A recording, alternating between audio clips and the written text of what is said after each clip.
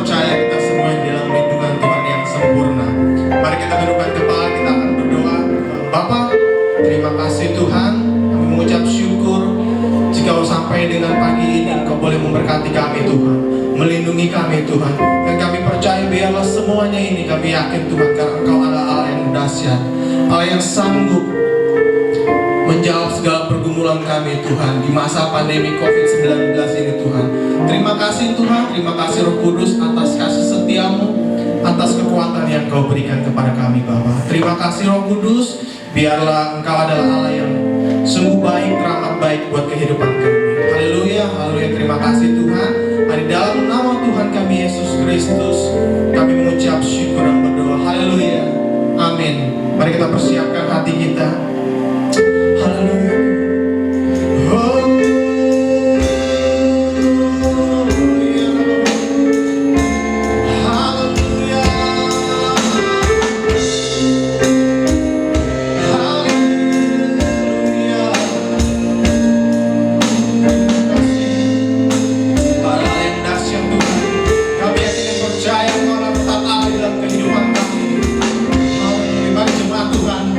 Sama-sama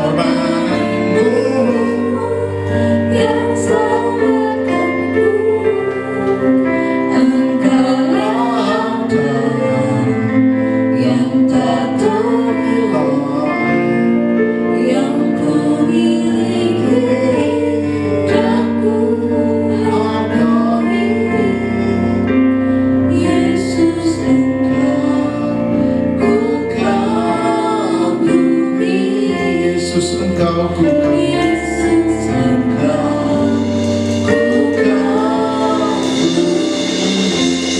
Yesus Engkau ku kau. Terima kasih Tuhan, inilah segala pujian dan penyembahan kami kepada Engkau.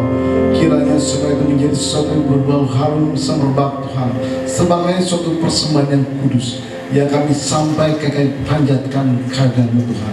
Terima kasih Bapa, di awal minggu pertama ini di bulan yang baru Tuhan, kami boleh kembali dari ibadah online Tuhan.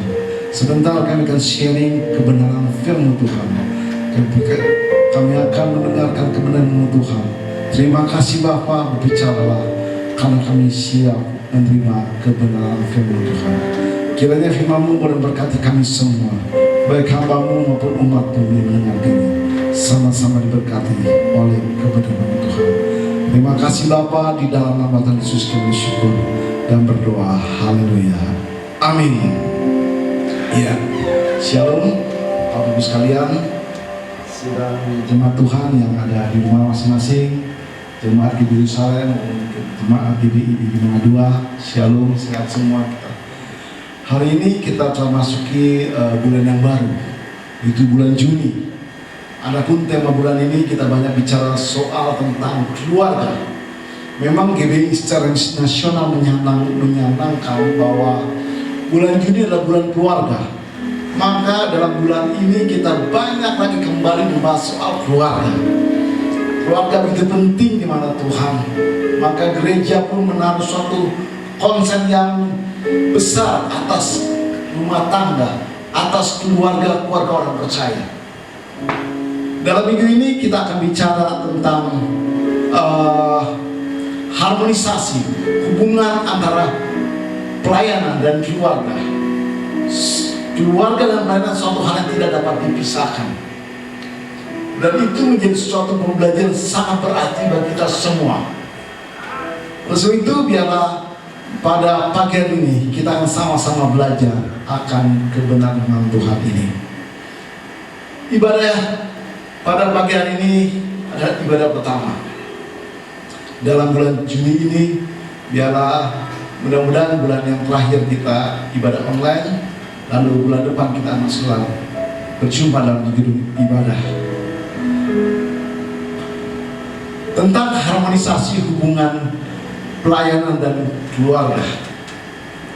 Kalau kita bicara keluarga, biarlah kita jangan bicara hanya hubungan suami istri, anak, orang tua, termasuk dengan saudara sekalian, semua adalah keluarga. Kita juga termasuk keluarga besar dalam GBI Yerusalem, GBI Bima 2, kita pun keluarga.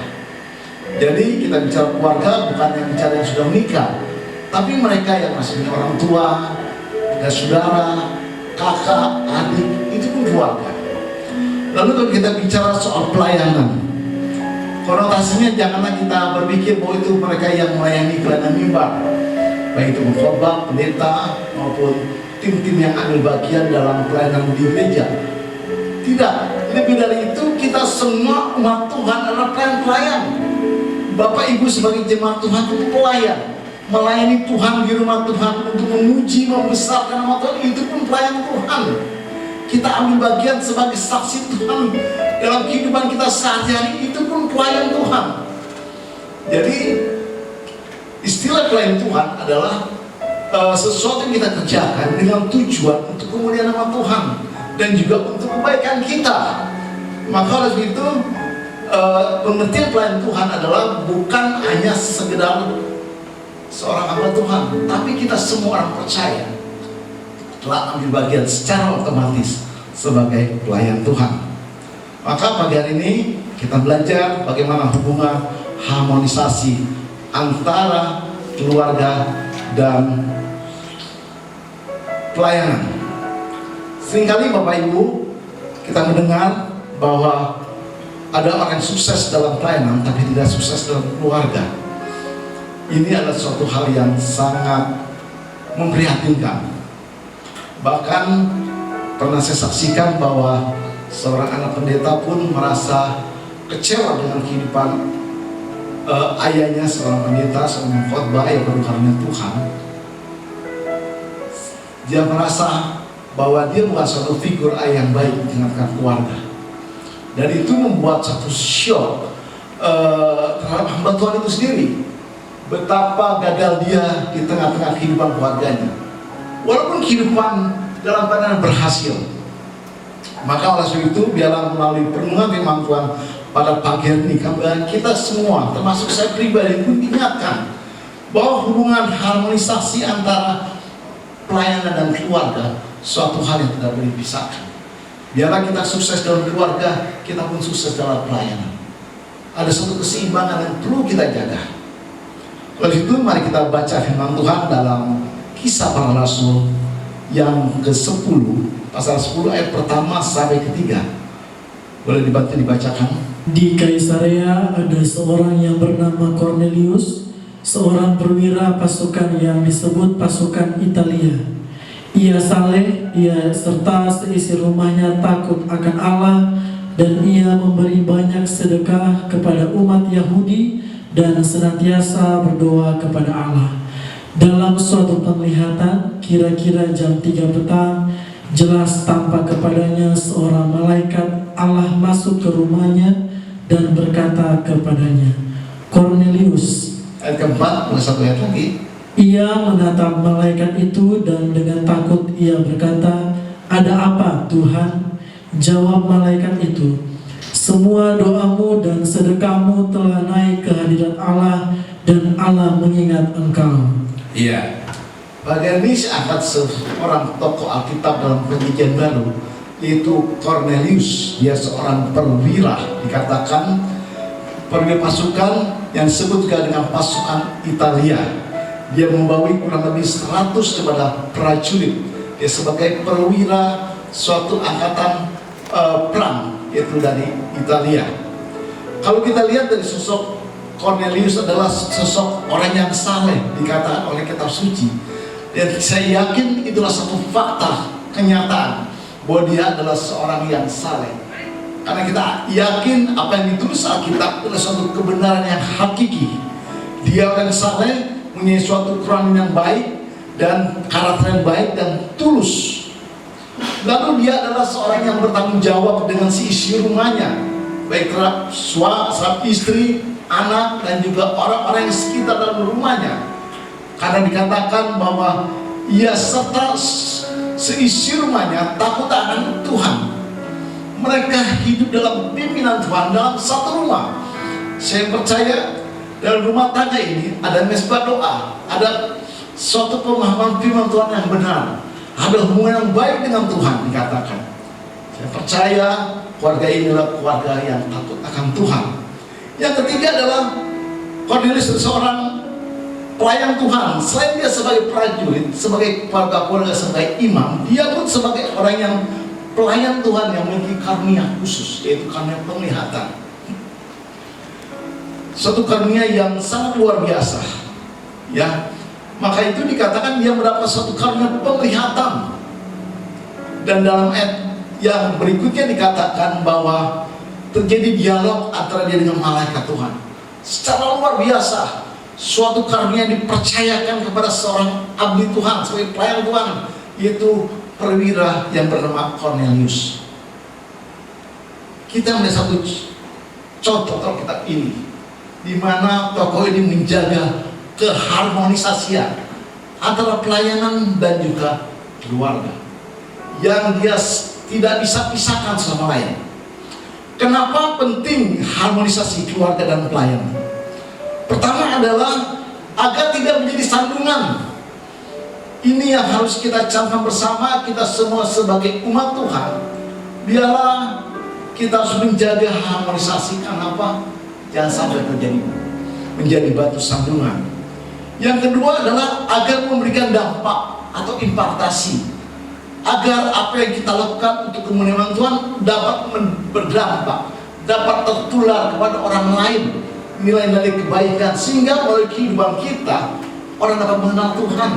Sebagaimana Cornelius pun begitu, dia ingin banyak orang mendengar tentang berita Injil itu, bukan hanya melalui pemberitaan, tapi juga melalui perbuatan dia dan keluarganya, agar orang banyak menerima Tuhan. Yang ketiga adalah agar keluarga semua mendapatkan damai sejahtera dan juga pelayanan dapat bertumbuh. Inilah 3 alasan pentingnya menjaga harmonisasi antara pelayanan dan keluarga. Dari mana kita harus memulai? Seorang pemikir gereja mengatakan bahwa kalau kita ingin menentukan pelayanan, runtuhkanlah keluarganya. Pasti runtuh pelayanan. Maka oleh sebab itu biarlah kita mulai dari keluarga masing-masing. Setiap orang percaya menjaga keluarga secara baik, membangun terus dalam kehidupan rumah tangga mereka secara baik dan benar depan Tuhan. Karena apa? Dengan keluarga yang berkenan depan Tuhan akan melahirkan suatu nilai-nilai pelayanan yang berdampak, akan menimbulkan damai sejahtera untuk rumah tangga itu, untuk keluarga itu, dan juga memberi pertumbuhan bagi pelayanan yang dikerjakan. Inilah 3 alasan kenapa penting. Oleh sebab itu, pada pagi hari ini saya akan mengupas ada 4 hal kebenaran. Bagaimana kita harus menjaga harmonisasi antara keluarga dan pelayanan. Agar apa? Agar tidak terjadi kepincangan, atau tidak menjadi penghambat, atau tidak menjadi suatu beban ketika kita melayani Tuhan. Saya telah menikah kurang lebih berumah tangga 25 tahun. Dan saya melayani Tuhan sejak dari masa SMP, SMA, kuliah, lalu masa pemuda banyak berkecimpung dalam pelayanan, dan sampai hari ini. Dan saya banyak belajar bagaimana saya harus menjaga semuanya itu. Dan itu menjadi suatu pengalaman pribadi saya sebagai hamba Tuhan, agar dapat menjadi berkat di tengah-tengah keluarga, di tengah-tengah keluarga besar, maupun dalam lingkungan pelayanan dan masyarakat. Dan saya harus berusaha, dan itu menjadi suatu pengalaman pribadi yang dapat saya sharingkan pada pagi hari ini kepada sidang jemaat Tuhan di rumah masing-masing. Pertama adalah supaya kita dapat menjaga harmonisasi antara keluarga dan pelayanan, biarlah kita dapat berdamai dengan lingkungan. Yang dimaksud lingkungan adalah lingkungan keluarga dan juga lingkungan pelayanan. Apa maksud berdamai dengan lingkungan keluarga dan lingkungan daripada pelayanan? Yaitu kita punya sikap dapat menerima apa adanya. Inilah keluargaku, inilah pelayananku. Aku dapat menerima apa adanya. Tidak ada pemberontakan dari diriku sendiri, dari pribadi kita sendiri terhadap keluarga kita. Kenapa aku ditempatkan di tengah-tengah keluarga ini? Atau kenapa aku ditempatkan dalam pelayanan ini? Atau kenapa aku bisa ada di tengah keluarga ini? Tapi kita bisa menerima semuanya itu. Yang kedua adalah dengan rasa bangga kita ada di tengah-tengah keluarga itu. Saya bangga, walaupun keluarga saya sederhana, saya bangga ada di tengah-tengah keluarga ini. Biar itu suatu perasaan yang dimiliki oleh kita semua sebagai keluarga besar. Saya bangga ada di tengah-tengah keluarga GBI Yerusalem. Saya bangga ada di tengah-tengah keluarga besar BJ Mangga 2. Saya bangga ada di tengah-tengah keluarga saya yang sekarang saya ada ini. Saya pun bangga kalau saya ada dipercayakan dalam satu wadah pelayanan. Ini yang memungkinkan terjadinya kita berdamai dengan lingkungan, keluarga dan pelayanan. Dan juga di mana ada damai sejahtera dalam kehidupan kita. Kita ada di tengah-tengah keluarga kita, semua anggota keluarga mendapatkan damai sejahtera. Kita hadir dalam dunia pelayanan kita, orang-orang sekeliling menyaksikan pelayanan kita, menimbulkan damai sejahtera. Itulah kita berdamai dengan lingkungan. Dan juga kita yakin kalau kita ada di tengah-tengah keluarga itu, kalau kita ada di tengah-tengah pelayanan di mana kita tempatkan, kita yakin itu penempatan dari Tuhan. Itulah alasan pertama bahwa kita dapat berdamai dengan keluarga, dengan pelayanan kita. Lalu kedua adalah dapat menjaga keseimbangan Tentunya antara keluarga dan pelayanan. Ini yang seringkali kita tidak dapat menguasai diri kita, sehingga kita tidak dapat menjaga keseimbangan antara keluarga kita dan pelayanan kita. Dan ketika kita tidak dapat menjaga keseimbangan dengan baik, akan cenderung menjadi batu sandungan. Saya ingat sekali ketika saya masih SMP SMA, saya aktif di pelayanan di gereja, dan hampir setiap Sabtu Minggu saya ada di gereja, dan hari lain pun saya sering ada di gereja. Sehingga orang tua saya mengatakan bahwa lebih baik kamu tinggal di gereja saja, jangan tinggal di rumah lagi, karena saya tidak dapat menjaga keseimbangan. Maka melalui teguran itu saya berusaha untuk menjaga keseimbangan. Saya sekolah dengan baik, lalu saya juga menjaga keseimbangan dengan baik. Oleh sebab itu, untuk dapat menjaga keseimbangan antara pelayanan dan keluarga, kita harus dapat menempatkan skala prioritas dalam keluarga dan pelayanan. Mana yang lebih kita mesti ditempatkan lebih dulu, mana yang kita boleh taruh di kemudian hari. Kita harus pandai, kita bisa minta hikmat Tuhan supaya kita dapat menempatkan skala prioritas. Bukan berarti pelayanan tidak penting, atau apa yang kita tidak prioritaskan tidak penting, tidak. Sama kedua-duanya hal yang penting. Tapi ada satu waktu kita harus bekerja, kita harus memberikan prioritas kepada keluarga. Tapi di satu sisi ada saatnya kita berikan prioritas untuk pelayanan. Sebagai contoh, kalau andai kata ketika anggota keluarga kita yang sakit dan kita juga ada tugas pelayanan, kita harus minta hikmat Tuhan, mana yang lebih kita utamakan, supaya tidak menjadi batu sandungan. Dan juga harmonisasi pelayanan keluarga berjalan dengan baik. Kita minta hikmat Tuhan, mana yang kita lebih urus dulu keluarga kita. Ada anggota keluarga yang sakit, anak kita atau istri kita, harus bawa untuk berobat, dokter dan sebagainya. Lalu kita atur pelayanan sedemikian rupa agar dapat berjalan dengan baik. Kemudian arti kita menjaga keseimbangan adalah dapat menyesuaikan kebutuhan akan waktu yang diperlukan untuk keluarga maupun enggak untuk pelayanan. Kalau memang kita melayani Tuhan dalam waktu tertentu cukup 1 jam atau 2 jam, selebihnya kita harus atur waktu untuk keluarga dan sebagainya. Jangan sampai kita kebablasan ibaratnya, sehingga kita lost waktu, banyak waktu untuk pelayanan sehingga lupa keluarga dan sebagainya. Atau sebaliknya, kita lebih prioritaskan keluarga sampai membuang waktu cukup banyak sehingga kita pelayanan terbengkalai. Tidak boleh juga. Nanti itu akan menimbulkan ketidakharmonisan antara keluarga dan pelayanan. Itu yang kedua. Jadi yang pertama adalah kita dapat berdamai dengan lingkungan, keluarga dan pelayanan. Yang kedua adalah kita dapat menjaga keseimbangan antara keluarga dan pelayanan. Yang ketiga adalah menjadikan keluarga bagian dari pelayanan. Boleh dibaca ayatnya 1 Timotius 5 ayat 8. Tetapi jika ada seorang yang tidak memeliharakan sanak saudaranya, apalagi seisi rumahnya, orang itu murtad dan lebih buruk dari orang yang tidak beriman. Ya.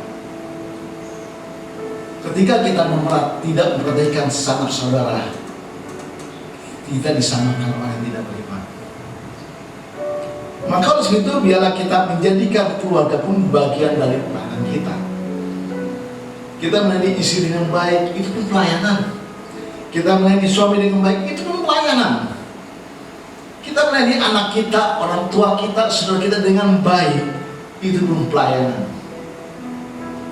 Sehingga terjadi harmonisasi ketika kita menjadikan keluarga pun bagian dari pelayanan kita, di mana kita menilai kuat memberikan sesuatu yang terbaik untuk keluarga kita melalui pelayanan. Yang tujuannya apa? Untuk kemuliaan nama Tuhan. Kita beri pelayanan untuk keluarga kita agar nama Tuhan dimuliakan melalui keluarga kita. Maka kita harus jadikan keluarga kita masing-masing adalah wadah pelayanan juga yang Tuhan percayakan dalam kehidupan kita masing-masing. Ada yang keluarga kecil, ada keluarga besar. Itu juga sebagai wadah pelayanan kita yang tidak boleh kita lupakan. Tujuannya adalah apa? Untuk menyenangkan Tuhan. Bukan hanya menyenangkan keluarga, tapi lebih dari itu untuk menyenangkan Tuhan.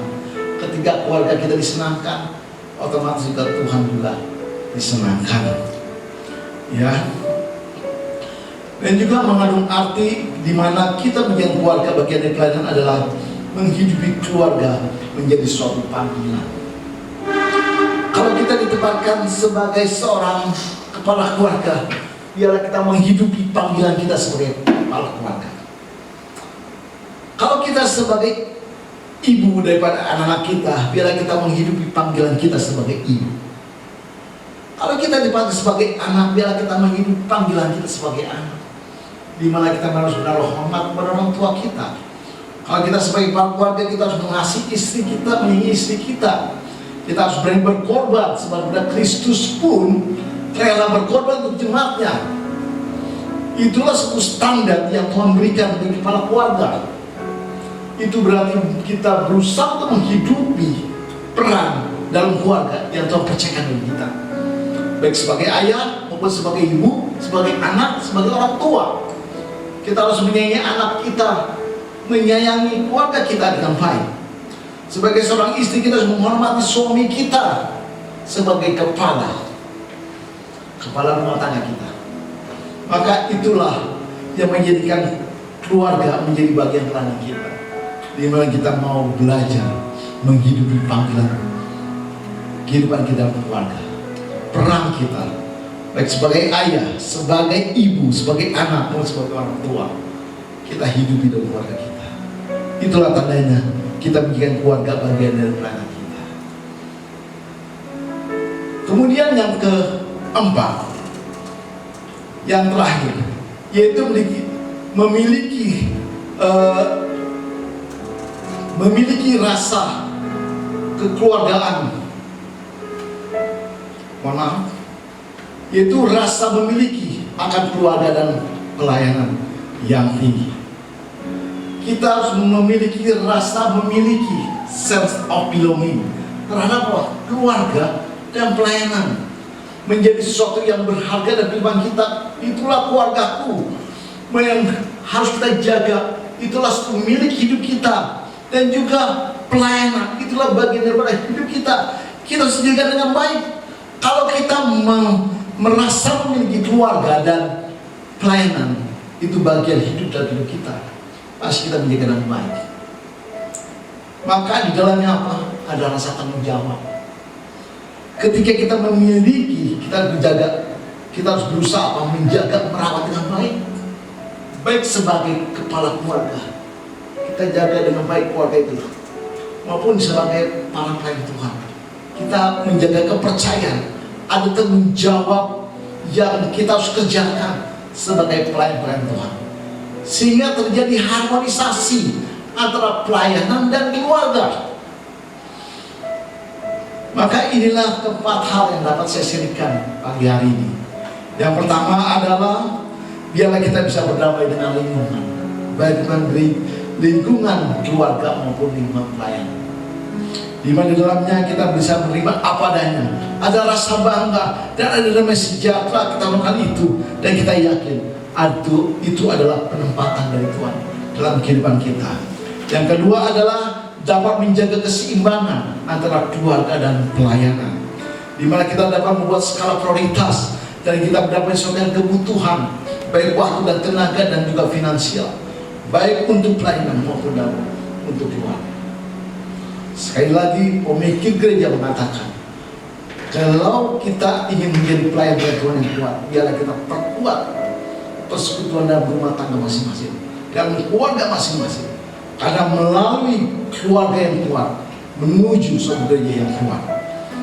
Yang ketiga adalah menjadikan keluarga bagian dari pelayanan, di mana dalamnya ada unsur kita selalu ingin memberikan yang terbaik untuk keluarga kita dan ingin membuat menyenangkan keluarga kita, karena itu adalah menyenangkan Tuhan juga. dalam menghidupi panggilan keluarga kita sebagai panggilan Tuhan, baik sebagai ayah atau ibu, anak dan orang tua. Dan yang terakhir, kita ada memiliki rasa memiliki yang kuat, sense of belonging dalam akan keluarga kita dan pelayanan kita. Keluargaku itu milikku, kita harus jaga, di mana kita harus bertanggung jawab atas keluarga kita. Begitu dengan pelayanan kita, rasa memiliki pelayanan, sehingga kita merasa tanggung jawab kita dalam menangani pelayanan itu. Dan kita menambahkan bahwa keluarga yang terpenting dan juga pelayanan suatu hal yang penting dalam hidup kita. Inilah 4 hal yang dapat saya sharingkan pada pagi hari ini, supaya jangan sampai kita tidak memperhatikan keluarga dan pelayanan kita, sehingga kita terjadilah hubungan yang harmonis, baik keluarga maupun pelayanan. Saya yakin percaya kita tidak akan menjadi batu sandungan. Saya percaya apa yang kita lakukan dalam keluarga maupun dalam pelayanan akan berdampak bagi orang yang melihat dan menyaksikan, sungguh keluarga ini diberkati oleh Tuhan. Karena apa? Kita melayani Tuhan dengan benar. Dan juga ada damai sejahtera. Ketika harmonisasi terjadi, pasti menimbulkan damai sejahtera bagi keluarga kita masing-masing. Dan juga memberikan pertumbuhan bagi pelayanan kita. Ini hal yang dapat mendatangkan sukacita bagi kita semua. Terima kasih. Biarlah dalam minggu pertama ini kita telah sama-sama dengan Tuhan tentang harmonisasi keluarga dan juga pelayanan. Tuhan Yesus memberkati. Mari kita tunduk kepala, kita akan masuk dalam sakramen perjamuan kudus. Terima kasih Bapa, kami bersyukur agar firman telah kami dengar bersama Tuhan. Biarlah kami sebagai para hamba-Mu, para pelayan, sebagai umat Tuhan, memperhatikan keluarga masing-masing Tuhan. Karena keluarga suatu hal yang penting, suatu lembaga yang Kau ciptakan untuk kami semua ada di dalamnya Tuhan. Biarlah kami menjaga dengan baik Tuhan, menjaga hubungan yang sesuai dengan kehendak-Mu Bapa. Terima kasih Bapak, terima kasih. Sebentar kami di sakramen perjamuan kudus. Kiranya roti dan anggur yang kami terima ini sebagai lambang persekutuan dengan tubuh dan darah Tuhan. Terima kasih Bapak. Di dalam nama Tuhan Yesus kami bersyukur. Haleluya. Amin. Karya terbesar. Karya terbesar.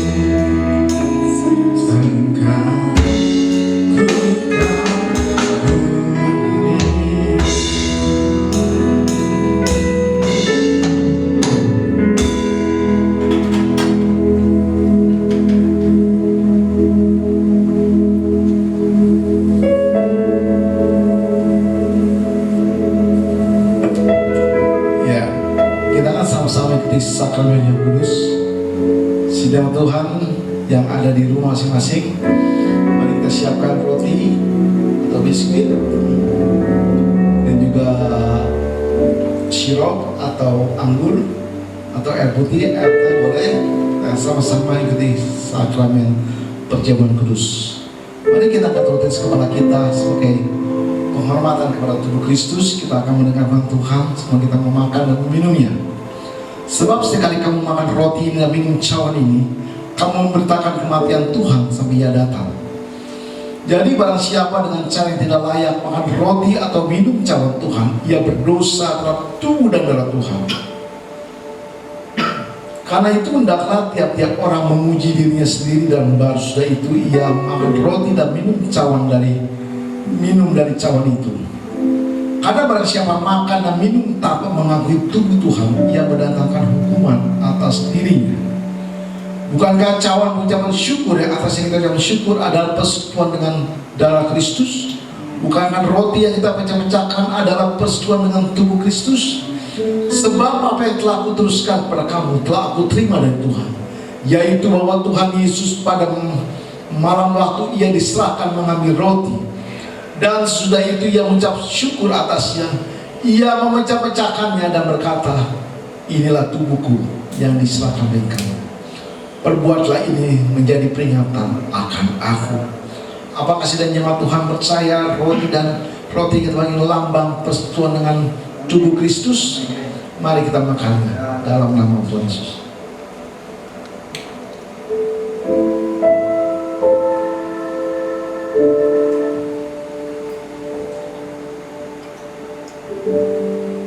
Mari kita angkat cawan dari kepala kita sebagai penghormatan kepada Kristus. Demikian juga yang mengenai cawan sudah makan lalu berkata, cawan ini adalah perjanjian baru yang dimatikan oleh darahku. Perbuatlah ini setiap kali kamu minumnya menjadi peringatan akan aku. Apakah Bapak Ibu percaya anggur yang kita pegang ini lambang persekutuan dengan darah Kristus? Mari kita minumnya dalam nama Tuhan Yesus.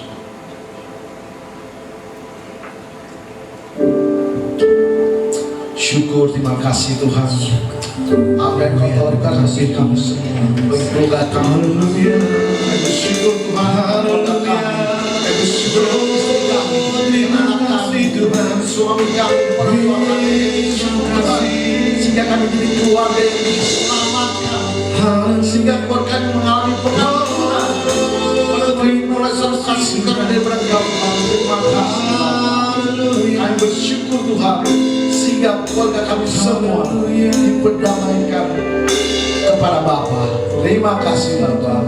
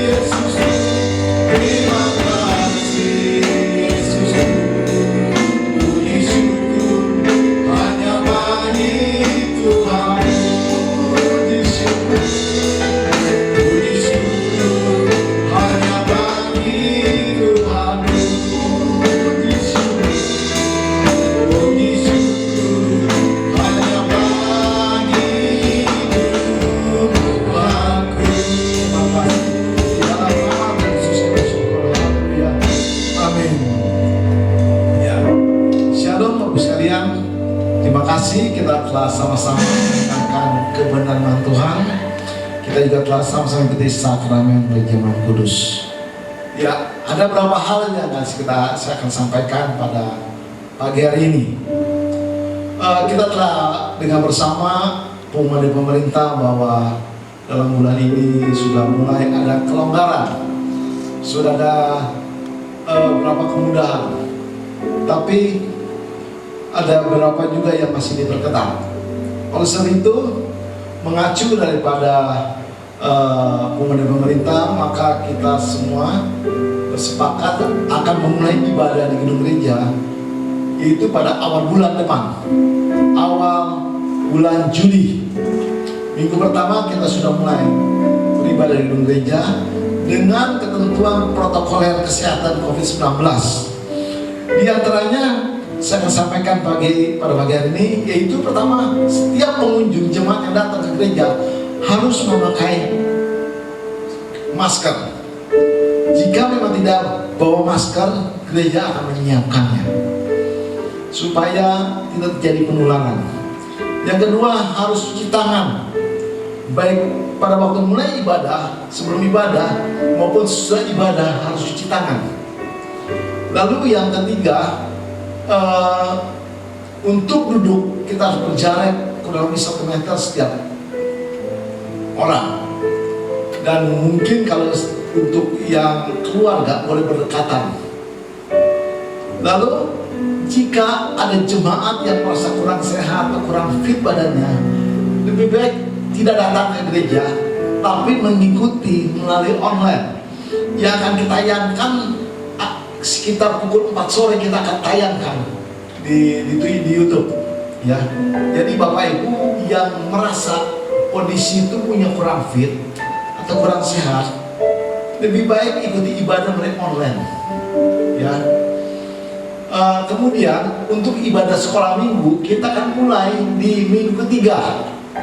Kenapa? Karena minggu pertama dan kedua kita akan briefing guru-guru sekolah minggu lebih ketat agar dalam sekolah minggu protokol kesehatan COVID-19 dijalankan dengan baik. Karena anak sekolah minggu ini cukup spesifik sekali supaya diperhatikan oleh guru sekolah minggu agar mereka juga menjadi kesehatan yang baik. Nanti sekolah minggu pun sudah disiapkan wastafel. Sebelum memasuki ruang sekolah minggu harus cuci tangan lagi agar mereka boleh bersih, ya. Maka Bapak Ibu, biarlah terus kita tingkatkan kesehatan kita, imunitas kita, agar jangan sampai terjadi hal yang diinginkan, ya. Kemudian mereka yang ada satu hal gejala yang agak sedikit perlu penanganan yang lebih detail untuk masalah kesehatan, boleh segera menghubungi klinik terdekat supaya dapat ditangani dengan baik. Inilah beberapa hal yang saya sampaikan. Nanti untuk detailnya lagi dalam mendekati awal bulan kita akan lebih detail lagi, akan kita sampaikan tentang protokol kesehatan ini. Dan hal ini pun sudah saya sampaikan dalam WA grup gereja tentang protokol kesehatan ini, dan Bapak Ibu boleh membacanya melalui grup WA gereja.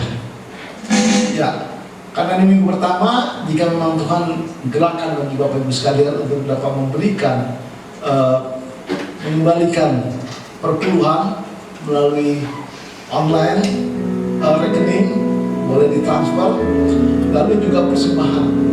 Jika menurut diberikan Tuhan memberikan persembahan dengan sukacita, dengan rasa syukur melalui rekening yang telah tercantum pada layar kaca ini, Bapak Ibu boleh memberikannya. Terima kasih, Tuhan memberkati. Kita masuk dalam doa syafaat. Kita akan menyanyikan sebuah lagu. Setelah ini